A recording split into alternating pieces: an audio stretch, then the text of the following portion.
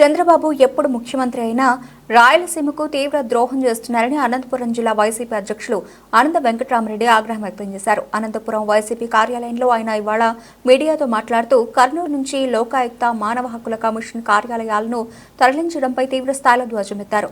గతంలో అనంతపురం వచ్చిన ఎయిమ్స్ ని, తిరుపతికి వచ్చిన క్యాన్సర్ ఆసుపత్రిని కూడా అమరావతి, కోస్తా ప్రాంతాలకు తీసుకెళ్లాలని, హంద్రీనీవా విషయంలో కూడా గతంలో చంద్రబాబు 2 సార్లు ముఖ్యమంత్రి అయితే కేవలం పునాదిరాళ్లకే పరిమితమయ్యారన్నారు. కర్నూలులో హైకోర్టు ఉండాలనేది ఎప్పటి నుంచో ఉన్న నినాదం అని, దీనికి బీజేపీ కూడా మద్దతు చెప్పిందన్నారు.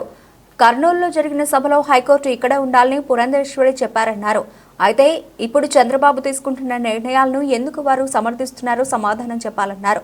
కర్నూలులో హైకోర్టు ఏర్పాటు చేసి హెచ్ఆర్సీ, లోకాయుక్త కార్యాలయాలు ఇక్కడ ఏర్పాటు చేయకపోతే రాయలసీమలో పెద్ద ఎత్తున ఉద్యమం తప్పదని కూడా హెచ్చరించారు. ఇప్పటికే అన్ని ప్రాంతాలు సమానంగా అభివృద్ధి చెందాకనే హైదరాబాద్ను కోల్పోయామని, ఇప్పుడు మరోసారి అలాంటి అవకాశం చంద్రబాబు ఇస్తున్నారని వెంకటరామరెడ్డి అన్నారు.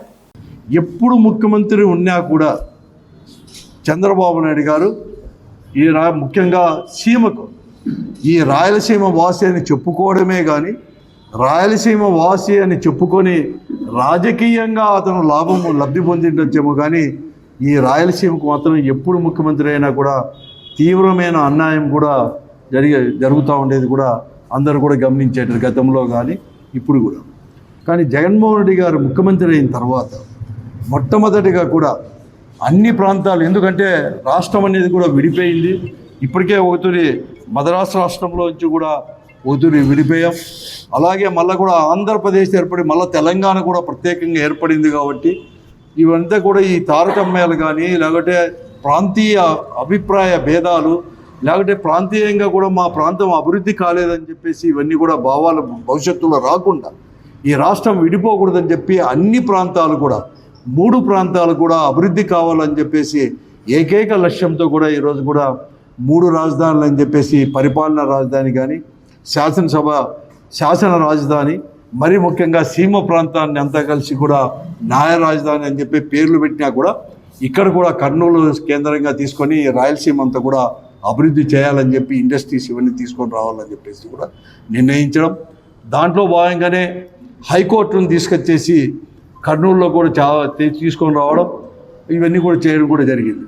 కానీ ఆ రోజు ప్రతిపక్షంలో ఉండే పార్టీలు అన్నీ కూడా, మరీ ముఖ్యంగా తెలుగుదేశం పార్టీ కావచ్చు, భారతీయ జనతా పార్టీ, వారి అందరి యొక్క మద్దతుతో కూడా కోర్టుకు పోవడం, కొన్ని ఆటంకాలు సృష్టించి ఆలస్యం కావడం, హైకోర్టు అక్కడ స్థాపించడానికి, హైకోర్టు అక్కడ తీసుకొచ్చడానికి జరిగిన విషయం కూడా అందరికి కూడా, రాష్ట్ర ప్రజలకు అందరికి కూడా తెలుసు. కూడా ఇక్కడ కూడా వచ్చే లా కాలేజ్ తీసుకొని నేషనల్ లెవెల్లో కూడా లా కాలేజ్ తీసుకొని రావాలని చెప్పి కర్నూలులో ఒక 100 ఏకర్స్ కేటాయించడం, అక్కడ శాంక్షన్ చేయడం, అలాగే బార్ కౌన్సిల్ కూడా దానికి ఒప్పుకోవడం నేషనల్ లా కాలేజ్కు. వాటితో పాటు కూడా హెచ్ఆర్సీ అంటే మానవ హక్కుల కమిషన్ కార్యాలయము, అలాగే లోకాయుక్త కోర్ట్స్, ఈ 2 కూడా అక్కడ చేసి బిల్డింగులు కూడా కట్టి పనులు కూడా ప్రారంభం కూడా అయిపోయినాయి కూడా. కానీ తర్వాత ఈ రాష్ట్రంలో జరిగిన పరిణామం వల్ల జగన్మోహన్ రెడ్డి గారు ముఖ్యమంత్రిగా దిగిపోవడం, మళ్ళా కూడా చంద్రబాబు నాయకత్వంలో ప్రభుత్వం ఏర్పడిన తర్వాత మరొక మారు ఈ సీమకు కూడా పెద్ద అన్యాయం కూడా చేసుకోబోతున్నారు.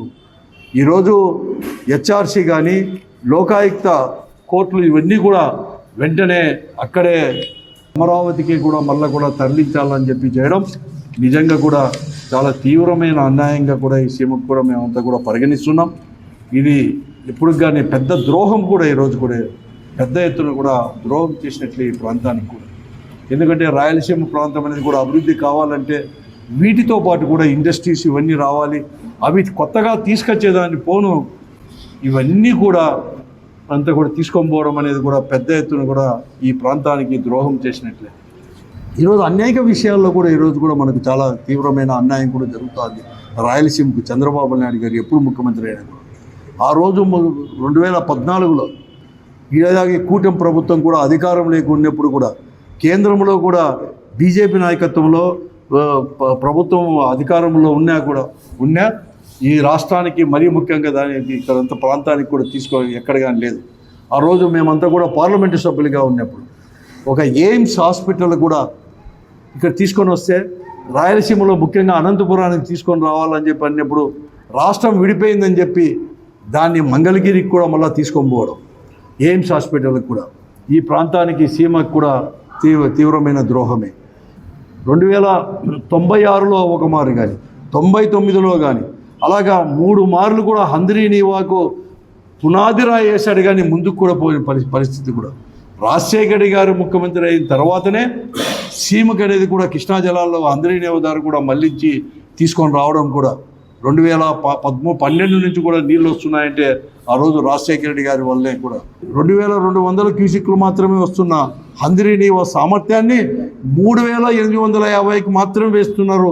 నేను గతంలో కూడా ఈ ఆర్థిక శాఖ మంత్రుల వారికి కానీ ప్రభుత్వానికి కూడా లేఖ కూడా రాయడం జరిగింది. ఈ ప్రభుత్వం ఏర్పడిన తర్వాత ఆర్థిక శాఖ మంత్రులు కేశవ్ గారికి కూడా ప్రత్యేకంగా కూడా ఫోన్ ద్వారా కూడా చెప్పడం జరిగింది. 3850 బదులు 6200కైనా సామర్థ్యంతో కూడా కాలువను విస్తరించండి, భవిష్యత్తులో రాయలసీమ ప్రాంతానికంతా ఉపయోగపడుతుంది.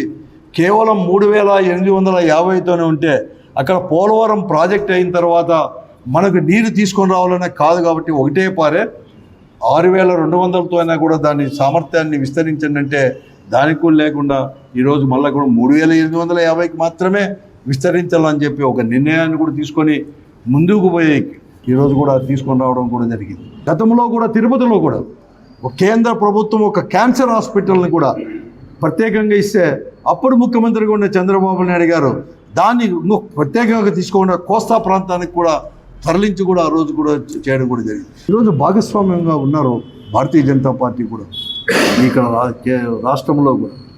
కానీ ఈరోజు వారు ఏమాత్రం మాట్లాడుకోకుండా చంద్రబాబు నాయుడు గారు తీసుకున్న నిర్ణయానికి ఈ ప్రాంతానికి ద్రోహం చేస్తుంటే కూడా నోరు కూడా మెదపకుండా మౌనం పాటిస్తున్నారు. ఇది కూడా పెద్ద ఎత్తున కూడా భారతీయ జనతా పార్టీ చేసే ద్రోహం ఈ రాయలసీమకు. చంద్రబాబు నాయుడు గారితో మాట్లాడి మరొక మారు కూడా హైకోర్టుతో పాటు ఈరోజు ఎక్కడైతే తరలించాలని చెప్పి తీసుకొని పోతున్నారో లోకాయుక్త హెచ్ఆర్సీ ఇవన్నీ కూడా కర్నూలులోనే మళ్ళా యథాస్థానానికి కూడా తీసుకొని రావాలని చెప్పి, అటువంటి తీసుకొని రాకపోతే ఈ సీమ ప్రజలందరూ కూడా పెద్ద ఎత్తున కూడా ఉద్యమం కూడా చేపడతారని చెప్పేసి కూడా ఈరోజు ఈ రాష్ట్ర ప్రభుత్వాన్ని హెచ్చరిస్తున్నాను.